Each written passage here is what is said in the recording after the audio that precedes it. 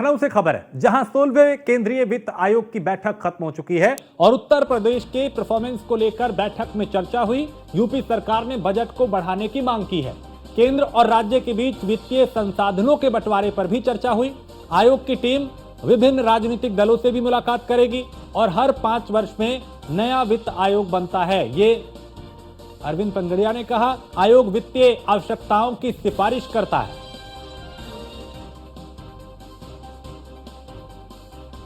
तो आयोग की टीम विभिन्न राजनीतिक दलों से भी मुलाकात करेगी। हर 5 वर्ष में नया वित्त आयोग बनता है। आयोग वित्तीय आवश्यकताओं की सिफारिश करता है, यानी जो जरूरतें हैं, वित्तीय जरूरतें जो हैं, आवश्यकताएं हैं, उनकी सिफारिश करता है। 16वें केंद्रीय वित्त आयोग की यह बैठक चल रही थी जो खत्म हो चुकी है और यूपी के परफॉर्मेंस को लेकर बैठक में चर्चा हुई। यूपी सरकार ने बजट को बढ़ाने की मांग की है।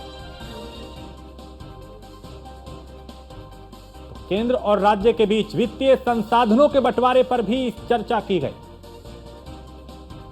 आयोग की टीम विभिन्न राजनीतिक दलों से भी मुलाकात करेगी।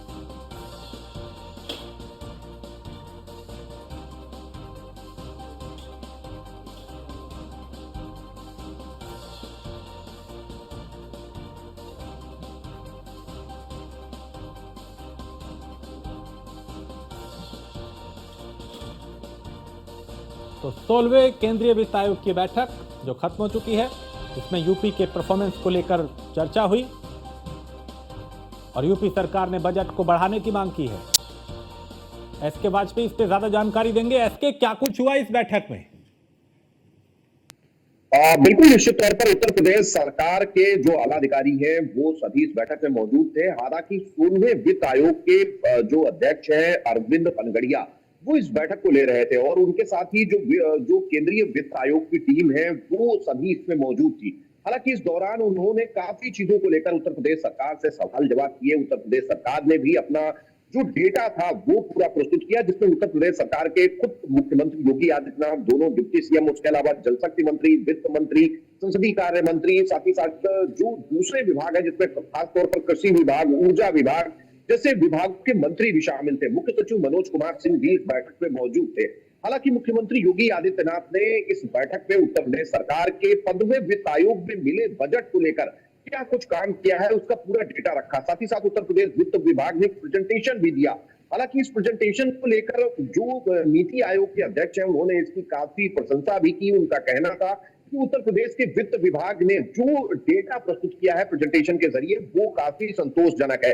और खासतौर पर उनकी एक और टिप्पणी थी कि उत्तर प्रदेश सरकार ने कई ऐसे कदम उठाए हैं, खासतौर पर जो रूरल एरियाज के लिए जो निर्माण कार्यों से जुड़े हुए प्रोजेक्ट्स हैं वो काफी बेहतर है और दूसरे राज्यों को भी चाहिए कि वो इस तरीके की चीजों को फॉलो करें। हालांकि उत्तर प्रदेश सरकार ने केंद्र के जो करों का जो एक उत्तर प्रदेश और केंद्र में बंटवारा है उस बंटवारे को लेकर अपना प्रतिशत बढ़ाने की मांग की है। जो अभी 41 है उसको 50% करने की मांग की है, जिसको लेकर जो नीति आयोग के अध्यक्ष हैं उनकी तरफ से ये कहा गया है कि सरकार ने ये प्रस्ताव वित्त आयोग को दिया है। हालांकि वित्त आयोग इस रिपोर्ट को रखेगा और इस रिपोर्ट को रखने के बाद जो चीजें होंगी वो आगे देखी जाएंगी। हालांकि 28वें राज्य के रूप में उत्तर प्रदेश में वित्त आयोग की टीम आई थी। वो अयोध्या भी गए, वाराणसी भी गए और ये भी वित्त आयोग के अध्यक्ष अरविंद पनगड़िया ने कहा कि जिस तरीके से उत्तर प्रदेश में सांस्कृतिक विरासत को आगे बढ़ाया जा रहा है वो भी कहीं न कहीं विकास का एक मॉडल है और विकास में सहायक है। निश्चित है कि उत्तर प्रदेश सरकार लगातार कोशिश कर रही है कि उत्तर प्रदेश में बेहतर ढंग से चीजें हों, जो गोल्स निर्धारित किए गए हैं उन गोल्स को अचीव किया जाए, जिसको लेकर उत्तर प्रदेश सरकार लगातार काम कर रही है। जिसकी कहीं न कहीं जो जिक्र है वो जो वित्त आयोग के अध्यक्ष हैं उन्होंने भी किया है।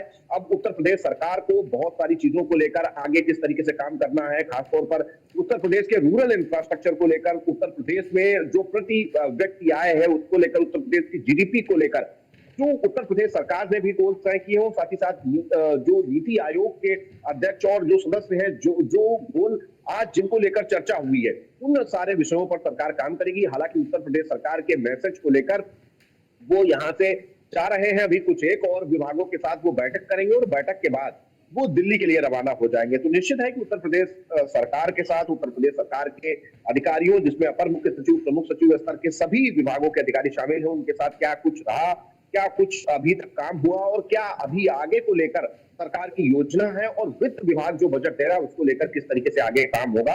इन बहुत सारे विषयों को लेकर कहीं न कहीं वो अभी 2-4 विभागों के साथ और चर्चा करेंगे, जिसके बाद वो दिल्ली जाएंगे और उत्तर प्रदेश सरकार के चीजों और कार्यों का मैसेज किस तरीके से क्रियान्वयन कार्यों का हुआ है, इसको दिल्ली में रखा जाएगा। अब देखना यह है कि उत्तर प्रदेश सरकार की जो मांग है वो किस स्तर तक पूरी होती है। हालांकि उत्तर प्रदेश सरकार ने ज्यादा बजट देने की भी मांग की है, साथ ही साथ केंद्रीय जो शेयर है उसमें अपना शेयर परसेंट बढ़ाने की भी मांग की है।